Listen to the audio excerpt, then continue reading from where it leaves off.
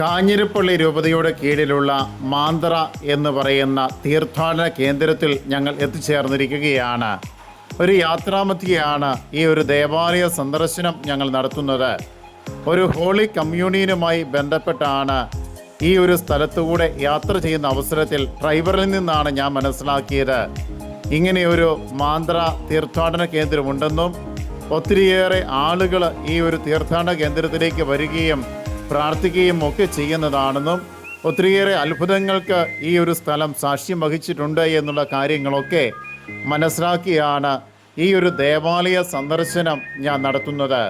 പോകും വഴി ആയതുകൊണ്ടും അല്പം നേരത്തെ ഇറങ്ങിയതുകൊണ്ടും ഈ ദേവാലയ ഭാഗത്ത് വാഹനം പാർക്ക് ചെയ്തതിന് ശേഷം ഈ ഒരു ദേവാലയ സന്ദർശനം ഞാൻ നടത്തുകയായിരുന്നു. കയറി വരുമ്പോൾ തന്നെ ഒരു പ്രാർത്ഥനാ അന്തരീക്ഷം ഇവിടെ എത്തിച്ചേരുന്ന ഏതൊരു ഭക്തർക്കും ഉളവാകുന്ന രീതിയിലുള്ള ഒരു ക്രമീകരണമാണ് നമുക്ക് കാണുവാൻ സാധിക്കുന്നത്.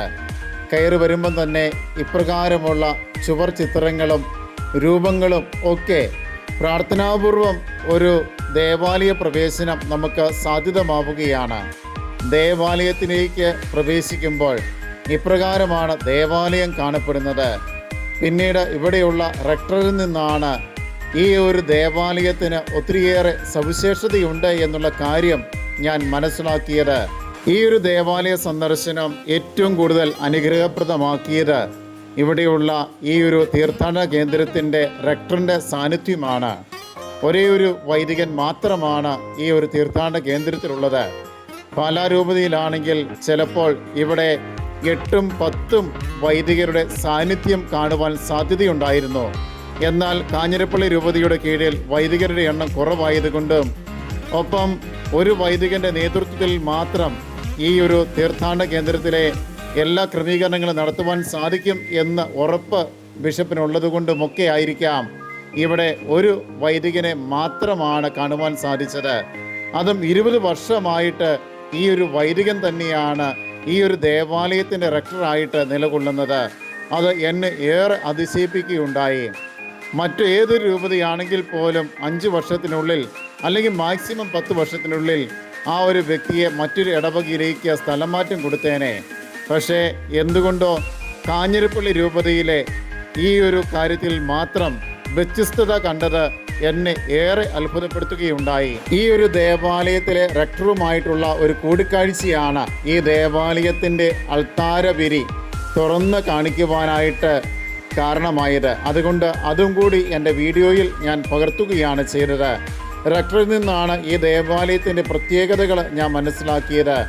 ഈ ഒരു അൾത്താരയിൽ നിന്ന് ഒരു നദി 2 കൈവരികളായിട്ട് ഒഴുക്കപ്പെടുന്നുണ്ടെന്നും അത് സൂചിപ്പിക്കുന്നത് ബൈബിൾ അധിഷ്ഠിതമായ രീതിയിലാണ് എന്നുള്ള കാര്യങ്ങളും അതിൻ്റെ ആദ്യ കൈവരി പോകുന്നത് മാമോസ തൊട്ടിയിലേക്കാണെന്നും അവിടെയുള്ള ആ ഒരു മാമോസ തൊട്ടിയിലേക്ക് എത്തിച്ചേരുന്ന ജലം ഉപയോഗിച്ചാണ് ഇവിടെയുള്ള തീർത്ഥാടന കേന്ദ്രത്തിലെ മാമോസ ഒക്കെ പരിക്രമണം ചെയ്യുന്നത് എന്നുള്ള കാര്യങ്ങളൊക്കെ ഞാൻ മനസ്സിലാക്കുകയാണ്. അതിൻ്റെ മറ്റൊരു ഭാഗം പൈപ്പിലൂടെ ദൈവജനത്തിന് ലഭ്യമാക്കുന്ന രീതിയിൽ വീണ്ടും ക്രമീകരിച്ചിരിക്കുന്നു എന്നുള്ള കാര്യം കൂടി ഞാൻ മനസ്സിലാക്കുകയാണ്. ഈ ഒരു ദേവാലയ നിർമ്മിതിയുടെ സമയത്താണ് അൾത്താരയുടെ ഭാഗത്തായിട്ട് വലിയ ഉറവ കാണപ്പെടുകയും ആ ഒരു ഉറവയുള്ളതിൻ്റെ പേരിൽ എന്ത് ചെയ്യണമെന്നറിയാതെ ഗത്യന്തരമില്ലാതെ ആശങ്കപ്പെട്ട് നിന്നിരുന്ന അടുക്കളയ്ക്ക് ഒരു വൈദികൻ്റെ ദീർഘവീക്ഷണത്തോടു കൂടിയാണ് ബൈബിൾ അധിഷ്ഠിതമായ രീതിയിൽ ഈ ഒരു ദേവാലയം പണി കഴിപ്പിക്കണം എന്നുള്ള ചിന്ത വരികയും അത്തണത്തിൽ ഇതിൻ്റെ ഒരു സ്ട്രക്ചർ മാറ്റുകയും ചെയ്യുകയുണ്ടായത്. ദേവാലയത്തിലെ ആൾത്താരയിൽ നിന്ന് പൊട്ടിപ്പുറപ്പെടുന്ന ഈ ഒരു നീരുറവ ഏറ്റവും ആദ്യം ഈ ഒരു മാമോസ തൊട്ടിയിലേക്കും അവിടെ നിന്ന് പിന്നീട് 2 കൈവരികളായിട്ട് ദേവാലയത്തിന് നടുഭാഗത്തായിട്ടുള്ള ഈ 2 കൈവരികളിലൂടെ പുറത്തേക്ക് ഒഴുകുകയും ചെയ്യുകയാണ്. അത് ഇന്നും ഗ്ലാസ്സിട്ട് സൂക്ഷിക്കപ്പെട്ടിരിക്കുന്നു.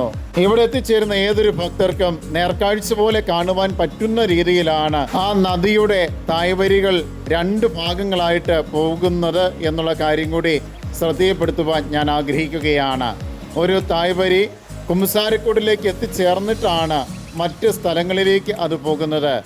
അത്തണത്തിൽ ബൈബിൾ അധിഷ്ഠിതമായ രീതിയിലാണ് ഇതിൻ്റെ എല്ലാ ഘടനയും ചിത്രീകരണങ്ങളും ഒക്കെ നടത്തിയിരിക്കുന്നത്. ഈ ഒരു ദേവാലയത്തിലെ റെക്ടറുമായിട്ടുള്ള കൂടിക്കാഴ്ചയിൽ നിന്നാണ് അദ്ദേഹം ചെറിയ ഒരു ഇൻ്റർവ്യൂ എനിക്ക് നൽകാം എന്നുള്ള കാര്യം എന്നെ ബോധ്യപ്പെടുത്തിയത്. അത് ഈ ഒരു ദേവാലയത്തെക്കുറിച്ച്, ഇതിൻ്റെ ചരിത്രത്തെക്കുറിച്ച് ഒരു നേർക്കാഴ്ച പോലെ നല്ല ഒരു ഇൻഫർമേഷൻ ലഭിക്കുവാൻ കാരണമായിരിക്കുകയാണ്. ഈ ഒരു ദേവാലയത്തിൻ്റെ പാർക്കിംഗ് ഏരിയയിൽ മിഖായേൽ മാലാഖിയുടെ ഒരു വലിയ പ്രതിമ വെച്ചിട്ടുണ്ട്. അതിന് വലിയൊരു ചരിത്രമുണ്ട് എന്നുള്ള കാര്യമാണ് മനസ്സിലാക്കുന്നത്. അതിൻ്റെ ചരിത്രം റെക്ടറിൽ നിന്ന് മനസ്സിലാക്കിയത് ഇപ്രകാരമാണ്: ഈ ഒരു ദേവാലയത്തിൻ്റെ മുൻഭാഗത്തോ അല്ലെങ്കിൽ മറ്റേതെങ്കിലും ഭാഗത്തായിട്ട് ഒരു മിഖായേൽ മാലാഖയുടെ രൂപം വയ്ക്കണം എന്നുള്ള ചിന്തയോടുകൂടി റെക്ടർ വ്യാപരിക്കുന്ന സമയത്താണ് ഒരു ഹൈന്ദവ സഹോദരൻ തനിക്കുണ്ടായ ദർശനവുമായി ബന്ധപ്പെട്ട കാര്യങ്ങൾ അവതരിപ്പിക്കുകയും അങ്ങനെ ആ ഒരു ദർശനത്തിൽ നിന്നാണ് ഈ ഒരു മിഖായേൽ മാലാഖയുടെ രൂപം ഇപ്രകാരം പണി കഴിപ്പിക്കുകയും ചെയ്തത്. ഈ ഒരു ദേവാലയ സന്ദർശന അവസരത്തിൽ റെക്ടറുടെ ഒരു ഇൻ്റർവ്യൂ കൂടി എനിക്ക് ലഭിക്കുകയുണ്ടായി. റെക്ടറിൻ്റെ വാക്കുകൾ: ഈശോ മിശിഹായ്ക്ക് സ്തുതിയായിരിക്കട്ടെ. ബഹുമാനപ്പെട്ട പോൾ പാർക്കും അച്ഛൻ മണിയംകുളത്തെ വികാരിയച്ഛന് ഈ മാന്ത്ര ദേവാലയം സന്ദർശിച്ചപ്പോൾ അദ്ദേഹം എന്നോട് ആവശ്യപ്പെട്ടതനുസരിച്ച് ഇതിൻ്റെ ഒരു ചെറിയ ഒരു വിവരണം ഞാനിപ്പോൾ നൽകുകയാണ്. എൻ്റെ പേര് ഫാദർ എബ്രഹാം കടിക്കുഴി. ഞാൻ ഈ മാന്ത്ര തീർത്ഥാടന ദേവാലയത്തിൻ്റെ റെക്ടറായിട്ട് ശുശ്രൂഷ ചെയ്യുന്നു. കഴിഞ്ഞ 20 വർഷമായിട്ട് ഞാനിവിടെയുണ്ട്, ഈ ശുശ്രൂഷ ചെയ്യുകയാണ്. ഈ ദേവാലയത്തിൻ്റെ പ്രത്യേകത പറയുന്നത് എസെക്കിയേൽ 47 ഇപ്രകാരം രേഖപ്പെടുത്തിയിട്ടുണ്ട്. 1ഉം 2ഉം വചനം രേഖപ്പെടുത്തിയിട്ടുണ്ട്. ബലിപീഠത്തിൻ്റെ അടിയിൽ നിന്ന് ഒരു ഉറവ പൊട്ടിപ്പുറപ്പെട്ട് അത് ദേവാലയത്തിനുള്ളിൽ കൂടെ 2 തോടുകളായിട്ട് കിഴക്കോട്ടൊഴുകി.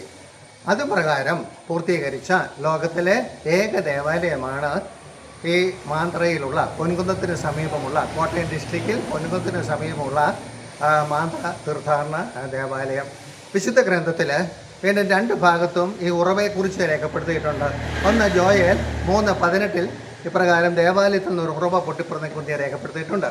അതോടൊപ്പം തന്നെ സക്കറിയയുടെ പുസ്തകം 13-ാം അധ്യായം 1ഉം 2ഉം വചനത്തിൽ പറയുന്നു: അന്ന് ദാവീദ് ഭവനത്തെയും ജെറുസലേം നിവാസികളെയും കഴുകി ശുദ്ധീകരിക്കുവാൻ ഒരു ഉറവ പൊട്ടിപ്പുറപ്പെടും. അങ്ങനെ നോക്കുകയാണെങ്കിൽ ഇതെല്ലാം നിറവേറിയത് ഈശോ കാൽവരിയിൽ മരിച്ച സമയത്ത് ഈശോയുടെ വിലാവിൽ നിന്നും രക്തവും വെള്ളവും ഒഴുകി. അത് ജീവൻ്റെ അരുവിയായിരുന്നു.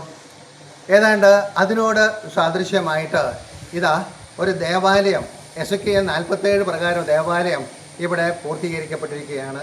ഞാൻ പലപ്പോഴും പ്രാർത്ഥിച്ച് നോക്കിയിട്ടുണ്ട്, എന്തുകൊണ്ടാണ് ലോകത്തിൽ ഇതുപോലെ ഒരു ദേവാലയം വളർത്തുകയില്ല? എന്തുമാത്രം എഞ്ചിനീയേഴ്സ് അച്ഛന്മാരുണ്ട്, എന്തുമാത്രം ദേവാലയങ്ങൾ പണിയുന്നുണ്ട്, വെള്ളമുള്ള സ്ഥലത്തും കുട്ടനാട്ടിലും ഒക്കെ പണിയുന്നുണ്ടല്ലോ. എന്തുകൊണ്ട് ഇന്നേ വരെ ഇതുപോലെ ഒരു ഉറവ പൊട്ടിപ്പുറപ്പെടുന്ന വിധത്തിൽ ഒരു ദേവാലയം ഇതുവരെ ഉണ്ടായിട്ടില്ല?